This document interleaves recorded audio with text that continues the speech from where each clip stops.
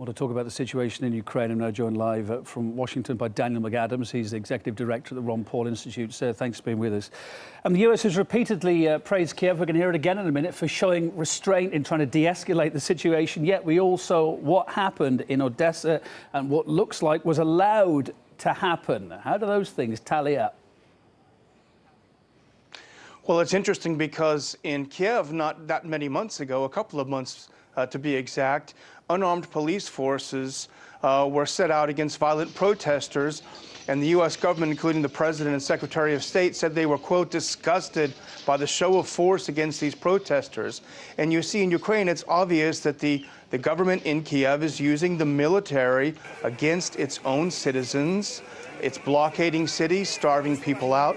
This is exactly what the U.S. has used as a pretext for attack in places like Libya and elsewhere. So the hypocrisy of the U.S. side is absolutely stunning. And even up until less than an hour ago, we had Mary Harf there from the State Department, again, praising Ukraine's, as they're calling it, restraint, their good judgment. Let's listen into that clip a second. Bear with me, we're coming straight back. We're going to take a listen.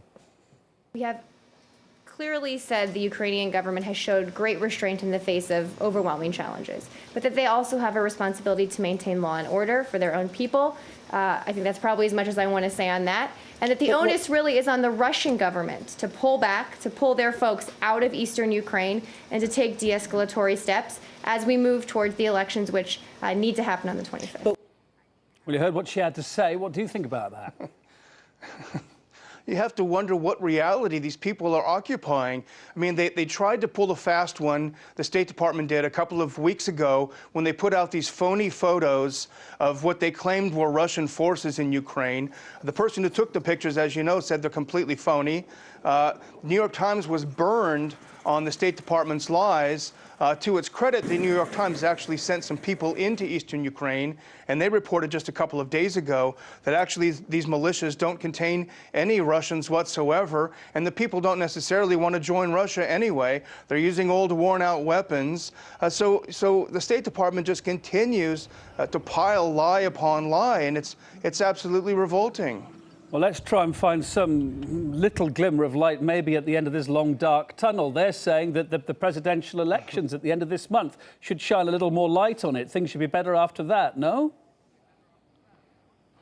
Well, how can you run a presidential election when the army is firing on its own people? You know, I've been an election monitor many times in bad situations, and it's simply impossible. Likewise, I'm afraid to say these referendums in the East will simply be ignored by the U.S., whereas if the result that's desired comes out of the presidential elections, the U.S. will say, and the OSCE will say, it's wonderfully democratic. We've seen so graphically just in the last hour, one little snapshot again of the tragedy that's going on there. We saw a 30-year-old woman shot. We saw a family crying in the background. Any death there, it's horrendous for the family, the friends of everyone there. We're still hearing at the same time America calling on the people in the East there to lay down their arms. At the same time, they're backing the interim Kiev government going in, cracking down here. How does it add up? They're calling for one thing and yet doing another.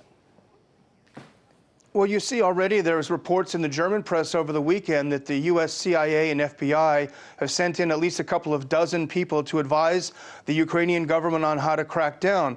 Perhaps they were advising them on assassination techniques and these sorts of things. One never knows. Daniel, thank you for your time. Daniel McAdams there, Executive Director at the Ron Paul Institute. Thank you in Washington.